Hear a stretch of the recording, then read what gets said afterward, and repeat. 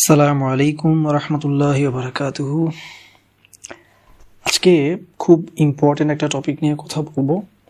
এটা নিয়ে আসলে অনেক দিন ধরে কথা বলতে চাচ্ছি, বাট সময় সুযোগ কোনোটাই হচ্ছে না। সো আজকে চিন্তা করলাম হুট করে ফেলি, প্রিপারেশন নিতে নিতে আসলে কাজটা করা হচ্ছে না। সো আমি এক্সট্রিমলি বিলিভ করি যে এই আলোচনার যে সিরিজটা আসতেছে এটা প্রচণ্ড দরকারি একটা সিরিজ, এবং আমাদের বেশিরভাগ মানুষই এই সিরিজের কথাগুলো বেশিরভাগ মানুষই জানে না। কারণ জানে না কি, আমার দিক থেকে বলছি, বিকজ আমি এগুলো জানছি অনেক দেরিতে। সো আমি যেটা জানতাম সেটা হচ্ছে যে সাদাকা করা ভালো, গরিব জীবন ভালো, কোনো সেভিংস থাকা উচিত না, বেশি ইনকাম করা ভালো না। আমি সারা জীবন এটার উপরেই চলে আসছি, এবং আমি আমার সারা লাইফে সেভিংসের দিকে বা আর্নিংয়ের দিকে ওইভাবে মনোযোগ দিই নাই। কারণ আমি মনে করতাম যে এখানে এত মাথা খাটানোর, এত পরিশ্রম করার কিছু নাই। মজার ব্যাপার হচ্ছে আমি রিসেন্টলি আবিষ্কার করলাম যে এটা হচ্ছে আসলে একটা পার্ট, একটা অংশ, এবং এটার আরেকটা পার্ট আছে, এবং দুইটা পার্ট মিলাই আসলে মাঝখানের ব্যালেন্সটা বা মধ্যম পন্থাটা খুঁজে নেওয়া লাগবে। মানে পুরাটা জানলেই না আমরা বুঝতে পারবো যে আসলে করণীয়টা কি। তো এটা নিয়ে সামনে আলোচনা আসবে, বাট আমি এখন জাস্ট ইন্ট্রোডাক্টরি কিছু কথা বলি, এবং ইন্ট্রোডাক্টরি কথাগুলো বুঝে নেওয়াটা খুব ইম্পর্টেন্ট। আদারওয়াইজ পরের কথাগুলো বা পরের যে ভিডিওগুলো অডিওগুলো আসবে বা যে ক্লিপসগুলো আসবে ওগুলো বোঝাটা, ব্যালেন্স করাটা ডিফিকাল্ট হতে পারে। সো শুরুতেই বলে রাখা ভালো যে এই সিরিজটা খুব বেশি বেনিফিট করবে তাদেরকে যারা এর আগে আমাদের এই শিরক এবং সিইং দ্য আনসিন রিলেটেড যে 3.5 ঘন্টার একটা অডিও সিরিজ ছিল, 3.5 ঘন্টার অডিও টোটাল, ওটা যারা বুঝছেন, যারা ডিপলি বুঝছেন, বুঝে নিছেন, এটা তাদের জন্য খুব বেশি বেনিফিশিয়াল হবে ইনশাআল্লাহ। সো যারা ওটা শুনেন নাই, রিকোয়েস্ট থাকবে ওটা আগে শুনে আসার জন্য, এই অডিওটা পরে শুনিয়ে। কারণ ওখানে আপনাকে তাওহীদ ঠিক করার জন্য, যে দেখেন ওখানে মূল আলোচনাটা ছিল এটাই যে সব কিছুর পিছনে অ্যাকচুয়াল কাদির আল মুক্তাদির হচ্ছেন আল্লাহ সুবহানাহু ওয়া তাআলা। আল্লাহ সব কিছুর ওয়াকিল, অর্থাৎ প্রত্যেকটা জিনিসের কার্যনির্বাহী হচ্ছেন আল্লাহ নিজে। আল্লাহ নিজে আমার লাইফের প্রত্যেকটা ঘটনা ঘটান, এবং আল্লাহ নিজে আমার লাইফের প্রত্যেকটা ঘটনার পিছনে, প্রত্যেকটা সিচুয়েশনের পিছনে, ইভেন আমার প্রত্যেকটা ফিলিংস, আমার কান্না, আমার হাসির পিছনের মূল কর্তাটাও আসলে আল্লাহ সুবহানাহু ওয়া তাআলা। তো এটা তো আসলে শর্টকাট কথায় বুঝে নেওয়া যাবে না, এটার জন্য 3.5 ঘন্টা সেই অডিওটা শুনে আসতে হবে। এবং ওই আলোচনাতে, এবং আমি আশা করবো আপনি এখানে পজ দিবেন, যদি না শুনে থাকেন সেটা আগে শুনে আসেন, উপর থেকে খুঁজে নেন, এবং সেটা শুনে আসার পরে আপনি এই অডিওটার বাকি অংশ শুনিয়েন। হ্যাঁ, 3 নম্বর মিনিট থেকে শুনবেন, এখানে এটা পজ দিয়ে চলে যান। অলরাইট, এখন আমি তাদের সাথে কথা বলছি যারা 3.5 ঘন্টার ওই অডিওটা আগে শুনেছেন। যদি শুনে থাকেন তাহলে আপনি জানেন যে লাইফের প্রত্যেকটা কাজ আপনি শুধুমাত্র আল্লাহর জন্য করবেন, কারণ আল্লাহই আসলে আপনার জন্য সবকিছু করে দিচ্ছেন, এবং সব কিছুর পিছনে যে আল্লাহই করছেন, আল্লাহই আপনাকে টেস্ট নিচ্ছেন, আল্লাহই আপনার জন্য প্রত্যেকটা সিচুয়েশন রেডি করে দিচ্ছেন, এটা আপনি এখন দেখতে পাচ্ছেন clearly, without any argument, without any ঝগড়াঝাটি তর্কাতর্কি ছাড়া আপনি এখন এটা বুঝেন, ডিপলি সেটা বুঝেন এবং সেটা ডিপলি দেখেন। যদি দেখে থাকেন তাহলে আপনি আর কখনোই তাবিজ ব্যবহার করবেন না, কারণ সেটার পিছনে শিরকটা আপনি বুঝবেন, কারণ রাসূলুল্লাহ সাল্লাল্লাহু আলাইহি ওয়াসাল্লাম আপনাকে তাবিজ করা শিখায় নাই। কিংবা আপনি মাজারে গিয়ে মাজারওয়ালার কাছে আপনি দোয়া করবেন না, আপনি আল্লাহর কাছে দোয়া করবেন, কারণ আপনি এটা পিছনে শিরকটা আপনি এখন দেখেন। আপনি কোনো শুভ অশুভ লক্ষণে আর বিলিভ করেন না, কারণ এটার পিছনে কর্তা যেহেতু আল্লাহ সুবহানাহু ওয়া তাআলা, শুভ অশুভ বলে যে কিছু নাই, এটা আপনি এখন জানেন, বুঝেন, ক্লিয়ারলি ফিল করেন। আপনি কোনো ম্যাজিকের সাহায্য, ম্যাজিক করা যে কুফরি, এটা আপনি জানেন, বুঝেন, জিনদের সাহায্য নেওয়া, তারপর আপনার অন্যান্য যে কোনো কিছুর উপর আপনি আর রিলায় করেন না, আপনার সব রিলায়েন্স, সব আস্থা, ভরসা, তাওয়াক্কুল, ঈমান শুধুমাত্র আল্লাহর উপর। এবং আপনি এই আলোচনাটা যদি সত্যি বুঝে থাকেন, আপনি জানেন যে আপনার খাবার আপনার ক্ষুধা মিটায় না। খিদা যেমন আল্লাহ দেন, আল্লাহর সৃষ্টি, আপনার মধ্যে খিদার অনুভূতিটা যেমন আল্লাহর সৃষ্টি, আপনার পরিতৃপ্তির যে ফিলিংস সেটাও আল্লাহর সৃষ্টি। আল্লাহ আপনাকে খাবারের মাধ্যমে পরিতৃপ্তি দিতে পারেন, আল্লাহ আপনাকে খাবার ছাড়া পরিতৃপ্তি দিতে পারেন, আল্লাহ আপনাকে খাবারের এগেইনস্টেও পরিতৃপ্তি দিতে পারেন। আপনি এই আলোচনাটা শুনলে আপনি একদম ক্লিয়ারলি বুঝে ফেলার কথা যে আপনার তৃষ্ণাটা হচ্ছে আল্লাহর একটা সৃষ্টি, অর্থাৎ পানি আপনার তৃষ্ণা মিটায় না, খাবার আপনাকে পরিতৃপ্তি দেয় না, বরং আল্লাহ আপনাকে তৃষ্ণা দেন। আল্লাহ পানির মাধ্যমে আপনি তৃষ্ণা মেটাতে পারেন, পানি ছাড়া আপনার তৃষ্ণা মেটাতে পারেন, পানির এগেইনস্টে গিয়ে আল্লাহ আপনার তৃষ্ণা মেটাতে পারেন। সো আল্লাহই করেন। অ্যান্ড দেন ওইখান থেকে আরও একটা জিনিস বোঝার কথা যে ডাক্তার বা চিকিৎসক বা ওষুধ আপনাকে আরোগ্য দেয় না। আপনার রোগ আল্লাহর একটা সৃষ্টি, আল্লাহ দেওয়া একটা সৃষ্টি, এবং যে আরোগ্য বা সুস্থতা সেটাও আল্লাহ একটা সৃষ্টি, এবং সেই সুস্থতা আল্লাহ আপনাকে ওষুধের মাধ্যমে, চিকিৎসকের মাধ্যমে দিতে পারেন, চিকিৎসক বা ওষুধের অ্যাগেনস্টে দিতে পারেন, চিকিৎসক বা ওষুধের অনুপস্থিতিতেও দিতে পারেন। সো খাবার, পানীয়, সুস্থতা, এটা গেল। ঘুমের ব্যাপারটা মনে করাই দিই, ঘুম এবং টাকা। ঘুমের মাধ্যমে আল্লাহ আপনাকে একইভাবে ক্লান্তি দূর করতে পারেন, ঘুমের অ্যাগেনস্টেও আল্লাহ আপনার ক্লান্তি দূর করে দিতে পারেন, এবং ঘুমের অ্যাবসেন্সেও আল্লাহ চাইলেই আপনার ক্লান্তি দূর করে দিতে পারেন।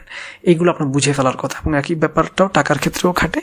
টাকা আপনার প্রয়োজন পূরণ করতে পারে না, শুধুমাত্র আল্লাহই আপনার প্রয়োজন পূরণ করতে পারেন। এখন তিনি টাকা দিয়ে আপনার প্রয়োজন, টাকার মাধ্যমে আপনার প্রয়োজন পূরণ করতে পারেন, টাকার অ্যাবসেন্সে আপনার প্রয়োজন পূরণ করতে পারেন, এবং টাকার অ্যাগেইনস্টে গিয়েও আল্লাহ আপনার প্রয়োজন পূরণ করতে পারেন। এবং এই যে ছোট্ট কয়েকটা কথা এতক্ষণ বললাম, এইগুলো সবগুলোর এভিডেন্স, এগুলো সবগুলোর রিলেটেড আলোচনার বিস্তারিত আলোচনা আমরা 3.5 ঘন্টার ওখানে বুঝে নিছি। কাজেই আমরা নির্ভর করার জায়গায়, তাওয়াক্কুলের জায়গায়, ভরসা বা আস্থার জায়গায় শুধুমাত্র আল্লাহর উপরেই রাখি, এবং আল্লাহর উপর তাওয়াক্কুল বা আস্থা বা ভরসা রেখেই আমরা প্রতিটা কাজ করি, এবং শুধু আল্লাহকে খুশি করার জন্য, আল্লাহ যেন নারাজ না হয় এই জন্যই আমরা প্রত্যেকটা কাজ করি। এবং এইভাবেই আমরা যত সূক্ষ্ম শিরক আছে সব কিছু থেকে বেঁচে থাকার চেষ্টা করব। হ্যাঁ, এবং ভুল ত্রুটি হবে, হয়ে গেলে সেটা কথার ভুল ত্রুটি হোক, সেটা চিন্তার ভুল ত্রুটি হোক, আমরা বারবার মাফ চাইবো, তওবা করবো, আল্লাহ দিকে ফিরে আসবো, সেটা ঠিক করে নিব। এটা নিয়ে খুব বেশি আপসেট হয়ে যাব না, বাড়াবাড়ি করবো না, অন্যদেরকে কাফির, মুশরিক এগুলো ডাকবো না। বুঝতে পারবো, এই ভুলটা বুঝতে চেষ্টা করব, বুঝাতে চেষ্টা করবো, এবং ভুল থেকে ভুল হবেই, সেটা ভুল থেকে উঠে আসতে হেল্প করব, নিজেকেও হেল্প করব ইনশাআল্লাহ। তো এটা গেল ইন্ট্রোর প্রাথমিক কথা, যেটা আমরা আগের ভিডিওগুলো, অডিওগুলো না দেখে আসলে আমরা বুঝবো না।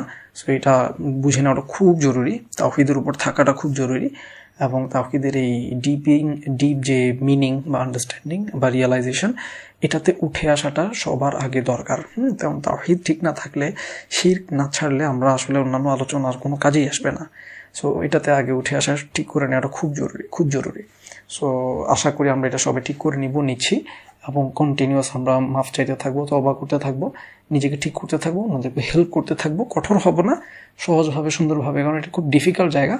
এটা খুব সহনীয়ভাবে, সহিষ্ণুতার সাথে নিজের সাথেও ডিল করতে হবে, ওনাদের সাথেও ডিল করতে হবে। এবং যেহেতু এই উম্মতের ভুল ত্রুটি আল্লাহ মাফ করে দিবেন মাফ চাইলে, সেহেতু আমাদের ভুল ত্রুটি হবে, এটা মেনে নিয়ে ভুল ত্রুটি থেকে বারবার মাফ চেয়ে উঠে আসা, কান্নাকাটি করা, এটা আমরা জারি রাখবো ইনশাআল্লাহ। আচ্ছা, রিজিকের পয়েন্টে এবার আসি। সো এখন চলে আসি, যদি আল্লাহ সব করে থাকেন তাহলে আমি কেন খাবো, কেন পান করব, কেন টাকা ইনকাম করব, কেন আমরা তাহলে ওষুধ খাবো, ডাক্তারের কাছে যাব, কেন আমরা ঘুমাবো?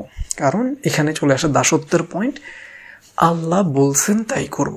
কাজেই প্রত্যেকটা কাজ আল্লাহ বলছেন, যখন যেভাবে করতে বলছেন ওভাবে করব, কারণ ওই আল্লাহর আদেশ অনুযায়ী করার কারণেই আখিরাতে আমরা বেনিফিট পাবো, রিওয়ার্ড পাবো।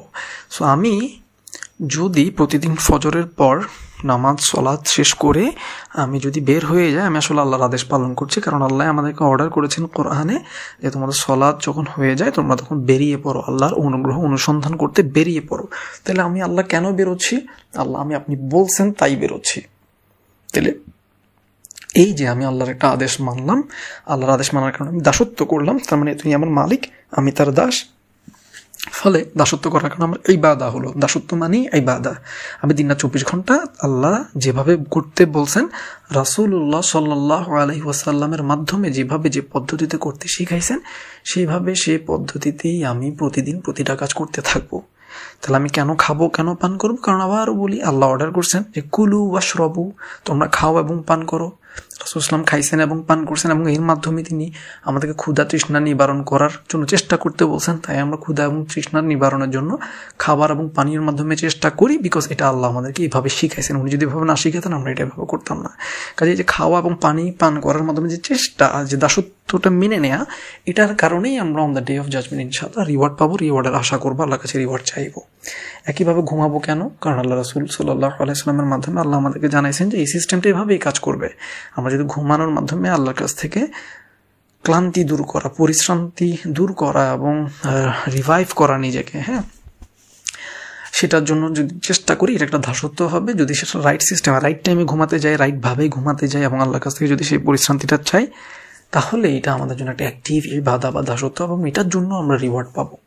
সুবহানাল্লাহ। অথচ আল্লাহ কিন্তু এটা ছাড়াও আমাদেরকে কি দিতে পারেন? সুস্থতা বা পরিশ্রান্তি দূর করা বা ক্লান্তি দূর করা করে দিতে পারেন। কিন্তু যেহেতু আল্লাহ আমাদেরকে এটা করতে অর্ডার করছেন, রাসূলুল্লাহ সাল্লাল্লাহু আলাইহি ওয়াসাল্লামের মাধ্যমে শিখাইছেন, তাই আমরা এটার মাধ্যমেই সুস্থতা এবং স্বস্তি এবং শান্তি তালাশ করব। কারণ আমার রব আমাকে এভাবে করার জন্য গাইড করছেন। যদি আমি এভাবে না করি, আমি কিন্তু গাইডেড থাকবো না। আমি যদি খাওয়ার মাধ্যমে, পানীয় পান করার মাধ্যমে সেটা তালাশ না করে, আমি গাইডেড থাকবো না। আমি যেন গাইডেড থাকি, এই জন্যই আমি এই মেডিসিন নেওয়া, ঘুমানো, খাওয়া, পান করা, টাকা ইনকাম করা, এবং একইভাবে টাকা ইনকাম করাটা যেহেতু আল্লাহর আদেশ, রাসূলকে, নবী রাসূল সবাইকে আমরা কাজ করতে দেখি, কারণ আমরা বুঝি যে দাসত্ব ফলো করার জন্য, আল্লাহ দাসত্ব করার জন্য যদি আমরা এই কষ্টের উপার্জনের জন্য চেষ্টা করি, বেরিয়ে পড়ি, ইনকামের জন্য দৌড়াদৌড়ি করি, এটা অনেক বড় একটা ইবাদত বা দাসত্ব হবে। যেহেতু আমরা হালাল মেনটেন করার ট্রাই করবো এবং হারামকে পুরোপুরি ছেড়ে দিব, হারামকে বাদ দিয়ে ত্যাগ করে আমরা হালালের উপর থাকার জন্য, মানুষের কাছ থেকে অমুখাপেক্ষী থাকার জন্য, মানুষের কাছে হাত না পাতার জন্য, শুধুমাত্র আল্লাহর উপর ডিপেন্ডেন্ট থাকার জন্য, দারিদ্রতা থেকে বেঁচে থাকার জন্য, যেভাবে রাসূলুল্লাহ সাল্লাল্লাহু আলাইহি ওয়াসাল্লাম আমাদেরকে শিখাইছেন, সেভাবে যদি আমরা চেষ্টা করি, এটা একটা অনেক বড় ইবাদত। সো এই সিরিজে আমরা যেটা জানবো পরবর্তী অডিওগুলোতে, সেখানে আমরা এই বিষয়গুলো ডিটেইলে, হাদিসগুলো একটু জানবো ইনশাআল্লাহ। হ্যাঁ, তো এখানে একটু জিনিস বলি। আমরা যারা আমি একটা রিজিকের একটা ওয়ার্কশপ করাই। সো গত কয়েক বছরে অনেক মানুষকে রিজিকের এই ওয়ার্কশপটাতে হেল্প করার সুযোগ হয়েছে আলহামদুলিল্লাহ। তো যারা রিজিকের ওয়ার্কশপটা করছেন, তারা খুব বেশি কানেক্ট করতে পারবেন। এটা আমরা সামনাসামনি করছি যেহেতু, সো তাদেরকে একটু মনে করাই দিই। আমরা রিজিকের ওয়ার্কশপটাতে আমরা অনেকগুলো আয়াত নিয়ে আমরা কাজ করছি, ডিটেলে বুঝে নিছি যে কেন আমরা আসলে রিজিক আল্লাহর পক্ষ থেকেই, আল্লাহ পুরোপুরি রিজিকে টেক কেয়ার করেন। জাস্ট আমাদেরকে চেষ্টার জন্য আল্লাহ রিওয়ার্ড দিবেন। তাহলে চেষ্টা করতে হবে, কারণ যদি আমি দাসত্ব করি, হাত পা গুটাই বসে থাকার কোনো সুযোগ নাই। তো সেটা কেন নাই, কিভাবে নেই, বিস্তারিত আয়াত নিয়ে আমরা আলোচনা করছি। তবে রিজিক যে শুধুমাত্র আল্লাহর পক্ষ থেকেই আসে, আল্লাহ যে রিজিক দেওয়ার জন্য আমার উপর ডিপেন্ডেন্ট না, আমার জবের উপর, আমার কাজের উপর, আমার দৌড়াদৌড়ির উপর ডিপেন্ডেন্ট না, এগুলো আমরা ওই ওয়ার্কশপগুলোতে প্রুফ করছি, হ্যাঁ, দেখাইছি। সো আল্লাহ আমাকে আমার দৌড়াদৌড়ির মাধ্যমে রিজিক দিতে পারেন, দৌড়াদৌড়ির অ্যাগেনস্টেও রিজিক দিতে পারেন, দৌড়াদৌড়ি ছাড়াই রিজিক দিতে পারেন। তাহলে দৌড়াদৌড়ি কেন করবো? একইভাবে ওই তাওহীদের বুঝটা যদি ক্লিয়ার থাকে, এটাও ক্লিয়ার থাকবে। সেটা হচ্ছে রিজিকের জন্য দৌড়াদৌড়ি করবো, কারণ আমার মালিক, যার দাসত্ব আমি করি, আমি আমার মন মতো চলি না, আমার মালিকের কথা মতো চলি। যেহেতু মালিক দৌড়াইতে বলছেন, তাই আমি দৌড়াবো, চেষ্টা করব, কষ্ট করব, পরিশ্রম করব। তো এই জায়গাতে আমরা একটা আয়াত মুখস্থ করছিলাম, যারা ওয়ার্কশপ করছেন তাদের মনে আছে। বা'দা আউযু বিল্লাহি মিনাশ শাইতানির রাজিম, আমরা শিখছিলাম আল্লাহ বলছেন যে ওয়াফিস সামাই রিজকুকুম ওয়া মা তুআদুন, যে আসমানেই তোমাদের রিজিক আছে এবং এটার ওয়াদাই তোমাদেরকে করা হয়েছে। সো তোমাদের জন্য ওয়াদাকৃত যে রিস্ক এটা আসমানেই আছে। সো আল্লাহর কাছ থেকেই সেটা আসে এবং এটার ব্যাপারে আল্লাহ ওয়াদা করছে। এবং এর পরের আয়াত নিয়ে আমরা অনেক ডিটেলে কথা বলছি। আমরা মনে হয় একটা দিন পুরাটা এটার পিছনেই দিয়েছিলাম, 3-4 ঘন্টা। সো ওইটা মনে করাই দিচ্ছি সবাইকে। সো আমাদের রিজিক আল্লাহর হাতেই, কিন্তু এবার চলে আসে চেষ্টার পার্ট। আল্লাহ তো এটা আল্লাহর পার্ট, আল্লাহ করবেন, কিন্তু আল্লাহ আমাদেরকে আবার একটা দায়িত্ব দিয়েছেন, একটা কাজ দিয়েছেন, একটা দাসের জন্য একটা দাসত্বের কাজ দিয়েছেন। সেটা কি? সেটা হচ্ছে দৌড়াদৌড়ি করা। তো পরের হাদিসগুলো আমরা কেন শুনবো, ওখানে ডিটেইলে যে আলোচনাগুলো আসবে তার একটা সামারি আমি আপনাকে এখনই দিচ্ছি।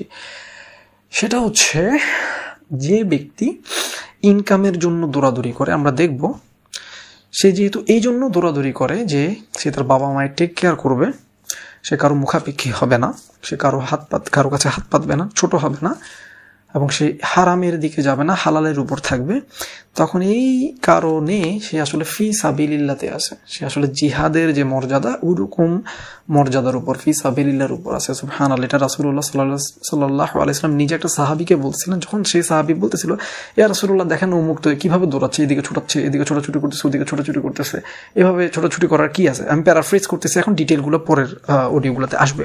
তখন রাসূলুল্লাহ সাল্লাল্লাহু আলাইহি ওয়াসাল্লাম খুব বোল্ডলি বলছেন যে সে যদি বাবা মায়ের জন্য এটা করে থাকে, সে তো ফি সাবিলিল্লাহ আছে। সুবহানাল্লাহ, ফি সাবিলিল্লাহ টার্মটা ইউজ করছে। সুবহানাল্লাহ, এটা কত বড় মর্যাদার বিষয়।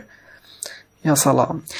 এবং এরপরে রাসূলুল্লাহ আরো অ্যাড করছেন যে সে যদি তার ওয়াইফের জন্য, তার সন্তান সন্ততির ভরণ পোষণ, তাদেরকে সচ্ছল রেখে যাওয়ার জন্য এই দৌড়াদৌড়ি করে থাকে, অমুখাপেক্ষী থাকার জন্য এই দৌড়াদৌড়ি করে থাকে, হালালের উপর থাকার জন্য করে থাকে এবং হারাম থেকে বেঁচে থাকার জন্য এই দৌড়াদৌড়ি করে থাকে, সে তো ফি সাবিলিল্লাহ করতেছে, সে তো জিহাদের রাস্তায় থেকে করতেছে, আল্লাহর জন্য করতেছে। সুবহানাল্লাহ।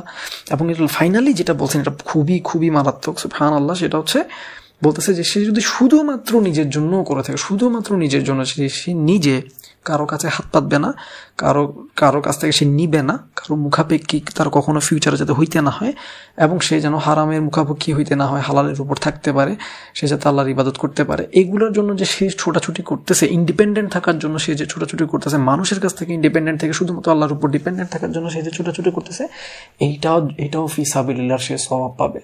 সুবহানাল্লাহ। তো জিহাদ কত বড় মর্যাদার বিষয় আমরা জানি, যে মাল্টিপল জিনিসের সাথে জিহাদকে তুলনা করে রিওয়ার্ডের কথা বলা হয়েছে, তার মানে এগুলোর মর্যাদা কত বেশি।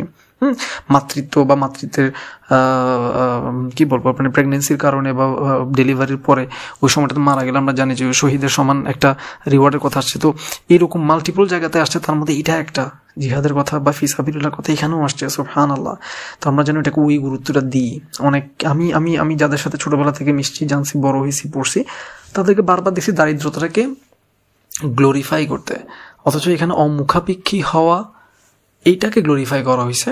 এবং এটাকে আমরা জানি রাসূল ইসলামের লাইফ থেকে আমরা জানি উনি কোন জিনিসটা থেকে আল্লাহর কাছে পানা চাইছেন, মুক্তি চাইছেন, আশ্রয় চাইছেন, দারিদ্রতা থেকে মুক্তি চাইছেন, আশ্রয় চাইছেন। আর যিনি যাতে মানুষের কাছে মুখাপেক্ষী হইতে না হয়, অমুখাপেক্ষী থাকতে পারেন, এটার জন্য তিনি আল্লাহর কাছে দোয়া করছেন। তার মানে দারিদ্রতা তো কোনো গ্লোরিফাই করার জিনিস না। সুবহানাল্লাহ।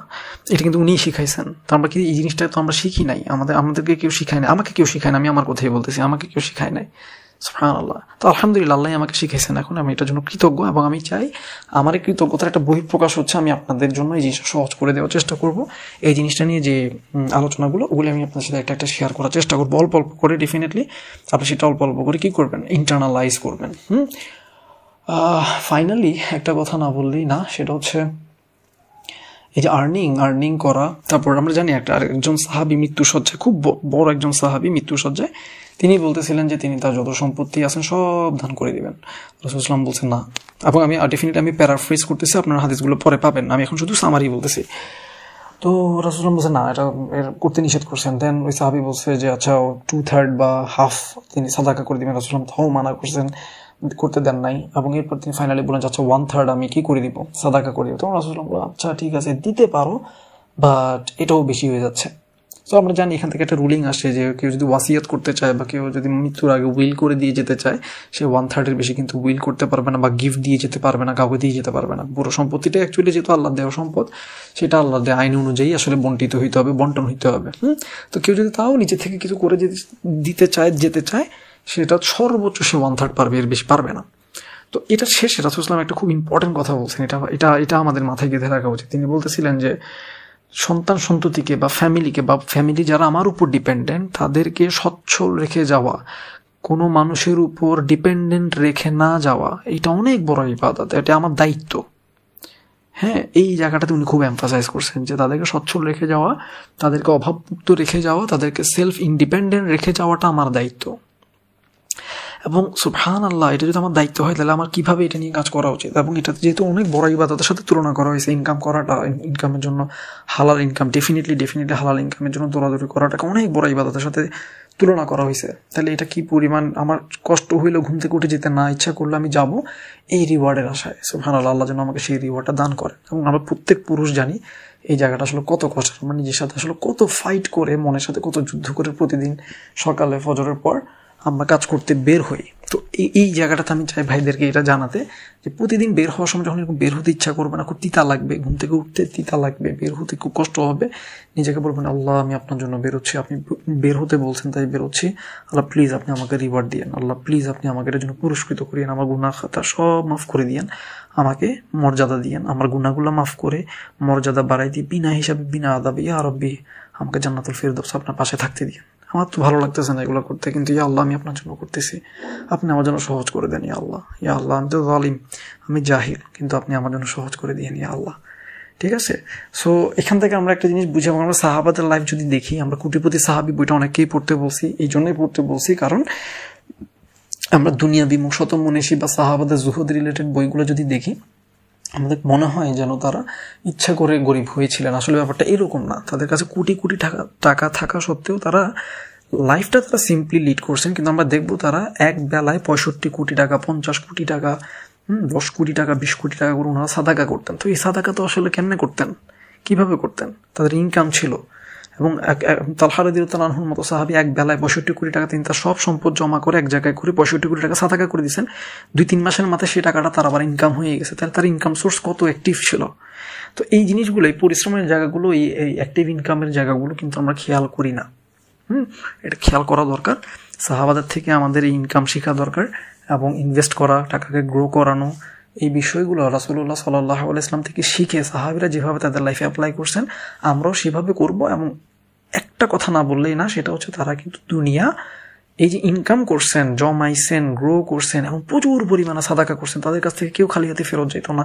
তারা অ্যাজ মাচ অ্যাজ পসিবল একটা মানুষকে স্টাবলিশ করে দিত। আমাদের নিয়ত হবে এরকম, আমাদের অন্তরে টাকা থাকবে না, আমাদের হাতে টাকা থাকবে, হাত ভর্তি টাকা থাকবে, যাতে আমার হাত পাততে না হয়। আমি যাতে কোনো ইসলামী প্রজেক্ট করতে গিয়ে আমি যাতে কারো কাছে হাত না পাতি, ভাই আমাকে এটা দেন না, ওইটা দেন না, আমি ইসলামী কাজ করতেছি।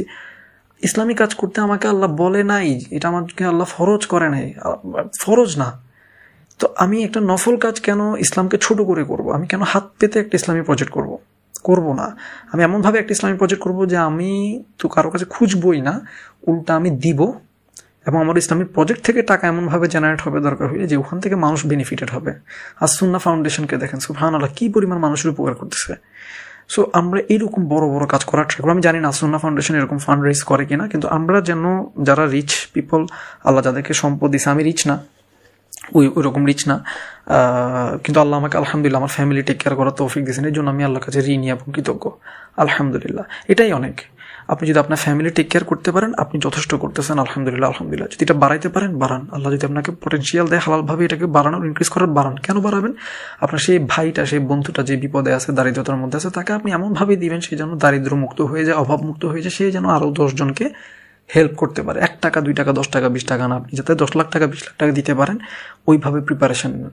আপনি আল্লাহর কাছে দোয়া করেন, ও আল্লাহ আমার যাতে প্রতি বছর 10 কোটি টাকা আমি জাকাত দিতে পারি, 10 কোটি টাকা যাতে আমি জাস্ট সাদাকা করতে পারি।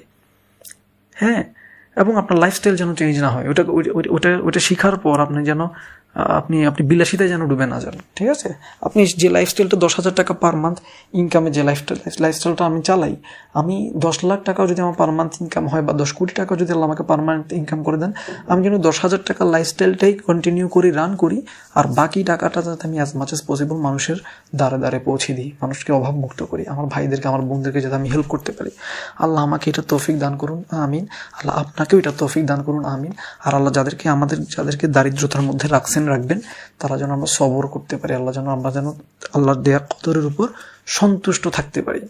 আর যাদেরকে আল্লাহ তৌফিক দিয়েছেন দারিদ্র থেকে উঠে আসার চেষ্টার পরেও যারা দারিদ্রতা থেকে উঠতে পারতেছেন না, তাদের দারিদ্রতা যেন আল্লাহ মুক্ত করে দেন, এটার জন্য আমরা দোয়া তো করবোই, প্লাস যাদেরকে আল্লাহ সক্ষমতা দিছে তারা ইনকাম করে তাদেরকে দারিদ্রতা থেকে মুক্ত করবো ইনশাআল্লাহ। এটা আমাদের দায়িত্ব। জাকাতের একটা বড় গোলই হচ্ছে মানুষকে দারিদ্রতা থেকে মুক্ত করা। তো এটা যেন আমরা করি। দেখেন, উমর ইবনে আব্দুল আজিজ রাদিয়াল্লাহু রাহিমাহুল্লাহ, ওনার খিলাফতের সময় একজন মানুষও মুসলিমদের মধ্যে ছিল না ওনার এরিয়াতে যারা জাকাত নিতে পারবে। তো সবাই জাকাত দিত এবং জাকাতের পয়সাগুলো, গোল্ড কয়েন, সিলভার কয়েন্সগুলো ব্যাগে করে করে গাছে ঝুলে রেখে আসতো। আমাদের যেন ওই দিনটা আসে, আমাদের সম্পদ যেন এতটুকু হয়, আমরা যেন অলস না হই, আমরা যেন এতটুকু কর্মঠ হই, আমাদের সবার যেন জাকাত দেওয়ার মতো পয়সা হয়ে যায়, আমরা যেন সবাই জাকাত দিই এবং আমাদের জাকাতের টাকা অন্য গরিবরাও যাতে অভাব মুক্ত হয়ে যায়, তারাও যেন জাকাত দেওয়ার মতো একটা সিচুয়েশনে চলে আসে ইনশাআল্লাহ। এরকম কমিউনিটি, এরকম মানুষ যেন আমরা গড়তে পারি। ঠিক আছে ইনশাআল্লাহ। সো আর কথা না বাড়াই, এটাই ছিল আমার ইন্ট্রো। পরবর্তী অডিওগুলো আমি একটা একটা করে আপলোড করবো ইনশাআল্লাহ, এটার জন্য সবর করবেন। খুব মন দিয়ে প্রত্যেকটা লাইন, প্রত্যেকটা আরবিক, প্রত্যেকটা বাংলা শুনবেন। এবং আলোচনাগুলো আমার না, আমার একটা কলিগের, আমার একটা ভাইটা গালিব ভাই, তিনি মক্কার উম্মুল কুরা ইউনিভার্সিটি থেকে গ্র্যাজুয়েট করে আসছেন। সো উনি খুব নলেজেবল একটা মানুষ, একবার এখনও তলিবুল ইলম মাস্টার্স করতেছেন, আরও পড়াশোনা করতেছেন। তিনি যেটা করছেন, একটা কাজ করছেন, সেটা হচ্ছে এই ব্যাপারে earning related, income related correct যে হাদিসগুলো, ভালো যে হাদিসগুলো আছে, সঠিক হাদিসগুলোকে তিনি এক জায়গায় করছেন এবং এটা নিয়ে আমাদের একটা যে পার্সোনাল হালাকা হয় উইকলি, সেখানে তিনি আলোচনাগুলো করছেন। তো আমি তার অনুমতি নিয়েই অনুমতি নিছি, আলহামদুলিল্লাহ তিনি অনুমতি দিয়েছেন। সো আমি এগুলো একটা একটা করে অডিও পাবলিশ করব। সো আমি এতক্ষণ যে আলোচনাগুলো করলাম এগুলোর ডিটেল বিস্তারিত ওই আলোচনাগুলো থেকে লাইন বাই লাইন আপনি বুঝে নেবেন ইনশাআল্লাহ, কেমন? আর দোয়া করবেন, কষ্ট করবেন, চেষ্টা করবেন, পরিশ্রম করবেন, কারণ আমরা নিজের জন্য আসি নাই, আমরা মানুষকে ইনশাআল্লাহ হেল্প করতে আসছি। So as much as possible যেন আমরা কি করতে পারি, মানুষকে হেল্প করতে পারি, দারিদ্রতা থেকে মুক্ত করতে পারি, অভাব মুক্ত করতে পারি। লাস্ট কথা না বললেই না, সেদিন একটা আলোচনায় শুনতেছিলাম যে কোন সাদাকাটা সর্বোত্তম। সবচেয়ে উত্তম সাদাকা হচ্ছে যেটা আপনি আপনার বাবা মাকে দেন, বাবা মাকে, আপনার স্ত্রী সন্তানের জন্য যেটা খরচ করেন, বাবা মায়ের জন্য যেটা খরচ করেন, এবং নিজে অভাবমুক্ত থাকার জন্য, মানুষের কাছে হাত না পাতার জন্য যেটা খরচ করেন, অর্থাৎ আপনি নিজের এবং ফ্যামিলির টেক কেয়ার করার জন্য যে খরচটা করেন, ওই খরচটা, ওইটা হচ্ছে সর্বোত্তম, বেস্ট অফ দ্য বেস্ট সাদাকা হিসেবে আল্লাহর কাছে গণ্য হয়। আল্লাহ এটার জন্য রিওয়ার্ড দেন। সুবহানাল্লাহ। আমরা মনে করি গরিবদেরকে দান করাটা হচ্ছে সবচেয়ে বেস্ট সাদাকা। না, সবচেয়ে বেস্ট সাদাকা হচ্ছে এটা যে আপনি আপনার ফ্যামিলির উপর খরচ করবেন। তো এটা একটা বড় রিজন। একটা স্কলার বলছেন, অ্যামেজিং ভাবে বলছেন যে এটা কারণ হচ্ছে, কারণ এরা হচ্ছে আপনার উপর ডিপেন্ডেন্ট। তো যারা আপনার উপর ডিপেন্ডেন্ট তাদের জন্য তো আপনি ছাড়া কেউ খরচ করবে না। তো যে রাস্তার ভিক্ষুক তার জন্য মনে করেন কেউ খরচ করতেছে না, আবার আপনার ফ্যামিলি মেম্বার যারা আপনার উপর ডিপেন্ডেন্ট তাদের জন্য কেউ খরচ করতেছে না। তাহলে এই দুই টাইপের মানুষ যাদের উপর কেউ খরচ করতেছে না বা খরচ করার কেউ নাই, এই দুইটা ক্যাটাগরির মধ্যে কোন ক্যাটাগরিটা আপনার খরচ পাওয়ার জন্য, আপনার কাছ থেকে টাকা পাওয়ার জন্য বেশি হকদার? আপনার আব্বা আম্মা, আপনার ওয়াইফ, আপনার সন্তান সন্ততি এবং আপনি নিজে। তাহলে আপনি এই নিজের কোর ফ্যামিলি মেম্বারদের জন্য যে খরচটা করবেন, এই জন্যই এটা বেস্ট অফ দ্য বেস্ট খরচ, সাদাকা হিসাবে এটা আল্লাহ কাউন্ট করবেন, আল্লাহ আপনাকে এটার জন্য পুরস্কৃত করবেন। সুবহানাল্লাহ। তো ভাইরা, যেটা নিশ্চিত করবেন সেটা হচ্ছে আপনার কোনো ফ্যামিলি মেম্বার কখনো যেন কারো কাছ থেকে ঋণ করতে না হয়, লোন নিতে না হয়, কখনো যাতে কারো কাছে হাত পাততে না হয়। এটা ভাই আপনার দায়িত্ব, এটা আপনার দায়িত্ব। আপনাকে এই দায়িত্ব দিয়ে আল্লাহ পাঠাইছে। আপনাকে পৃথিবী উদ্ধার করার জন্য আল্লাহ পাঠায় নাই এখনো, আগে নিজেকে এবং ফ্যামিলিকে উদ্ধার করার জন্য আল্লাহ আপনাকে পাঠাইছে। এইটুকু করার পরে যদি আপনার এক্সট্রা সময় এবং অর্থ সম্পদ থাকে, যে অর্থ সম্পদ থেকে যেটা বেঁচে গেছে, মানে খরচ নিড ফুলফিল করার পর যেটা বেঁচে গেছে, যেটা উদ্ধৃত আলোচনায় আসছে, সম্ভবত হাদিসেও আসছে, যে ওই হাদিসে আসছে যে ওই এক্সট্রা টাকা থেকে, মানে নিজের এবং নিজের ফ্যামিলির উপর খরচ করার পর যদি এক্সট্রা 10 টাকা থেকে যায়, সেই 10 টাকা থেকে যদি আপনি 1 টাকা বা 2 টাকা দান করেন, ওই দানটা আবার সবচেয়ে উত্তম সাদাকা। কিন্তু সেটা কখন? নিজের এবং নিজের ফ্যামিলিকে অভাব মুক্ত করার পরের সাদাকাকে সবচেয়ে উত্তম সাদাকা বলা হয়েছে। সুবহানাল্লাহ। এটা এবং এই আলোচনাগুলো আসবে সামনে, ঠিক আছে? সো আপনার যদি 10 টাকা উদ্ধৃত থেকে যায়, সেখান থেকে যখন আপনি 2 টাকা দিবেন, 3 টাকা দিবেন, 1 টাকা দিবেন, সেটা উত্তম সাদাকা। কারণ আপনি আপনার ফ্যামিলিকে মানুষের কাছ থেকে, হাত পাতা থেকে বাঁচাইছেন। আপনি 10টা ভিক্ষুকের জায়গায় আপনি আপনার ফ্যামিলি, যদি আপনার আন্ডারে 5 জন থাকে, আপনি 5টা ভিক্ষুক কমাই দিয়েছেন, 5 জনকে হাত পাতা থেকে বাঁচাইছেন, ছোট হওয়া থেকে বাঁচাইছেন।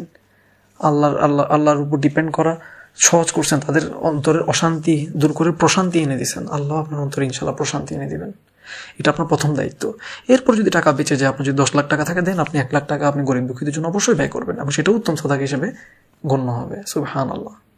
তো ভাই, এটা আমাদের শিক্ষা দরকার, আমার দায়িত্ব আমাদের বুঝে নেওয়া দরকার, দায়িত্বহীন আমরা হব না। এবং এই একই কথা সময়ের জন্য প্রযোজ্য। আপনি আপনার নিড ফুলফিল করার পর, আপনার ফ্যামিলির নিড ফুলফিল করার পর যদি আপনার টাকা বাঁচে, সেখান থেকে টাকা দান করাটা যেমন উত্তম সাদাকা, ঠিক তেমনি সময়ও আপনি এই ফরজ ইনকাম করার পর, আপনার ফ্যামিলির এই ফরজ দায়িত্ব পালন করার পর যদি আপনার আধা ঘন্টা সময় থাকে, 1 ঘন্টা সময় থাকে, অবশ্যই সেই সময় আধা ঘন্টা হোক, 1 ঘন্টা হোক, সেটা যদি আপনি আল্লাহর রাস্তায় খরচ করেন, অর্থাৎ দিনকে প্রচার প্রসারের জন্য খরচ করেন, ডেফিনেটলি এটা আপনার জন্য উত্তম। কারণ সেই দিনের প্রচার প্রসার করতে গিয়ে আপনি কারোর কাছে হাত পাতবেন না, আপনি কারোর কাছে ছোট হবেন না, নিজেও ছোট হবেন না, দিনকেও ছোট করবেন না, দিনকে মানুষের চোখে ছোট হইতে দিবেন না। আপনি রাসূলুল্লাহ সাল্লাল্লাহু আলাইহি সাল্লামকে কারো কাছে ছোট হইতে দিবেন না। কেন? কারণ মানুষ আপনাকে দেখে যে রাসূলুল্লাহর উত্তরসূরি যারা বা যারা প্রচার প্রসার করে, যারা নিজেকে রাসূলুল্লাহর ফলোয়ার বলে, তারা কি হাত পাতা মানুষ নাকি মানুষের হাতে দেয়া মানুষ? তো আমরা মানুষের হাতে দেয়া মানুষ হব। আল্লাহ রাসূল সাল্লাল্লাহু আলাইহি ওয়াসাল্লাম মানুষকে দিতেন। নবুয়তের আগে তিনি সোসাইটিতে এমন একজন মানুষ ছিলেন যিনি শুধু দিতেন। আমরা জানি নবুয়তের প্রথম রাতে খাদিজা রাদিয়াল্লাহু তাআলা আনহা তাকে যে কথাগুলো বলে সান্ত্বনা দিচ্ছিলেন, তার মধ্যে একটা কথা ছিল, আপনার দরজা তো সবার জন্য খোলা, অভাবীদের জন্য খোলা, আত্মীয় স্বজনদের জন্য খোলা, ঋণগ্রস্তদের জন্য খোলা। তার মানে তিনি শুধু দিতেন। এবং আমরা জানি নবুয়ত পাওয়ার পরেও তিনি শুধু দিয়ে গেছেন। তিনি নবী হওয়ার পর মানে অভাব চলতেছে, যুদ্ধ চলতেছে, যুদ্ধের গনিমতের বিশাল একটা অংশ তার ঘরে আসতেছে, তিনি পুরোটাই দিয়ে দিচ্ছেন। তিনি সারা জীবন শুধু দিয়েই আসছেন। সো আমি যদি তার উত্তরসূরি হয়ে ইলমের ধারক ও বাহক হই, তাহলে এই ইলম তো আমাকে কি শিখায়?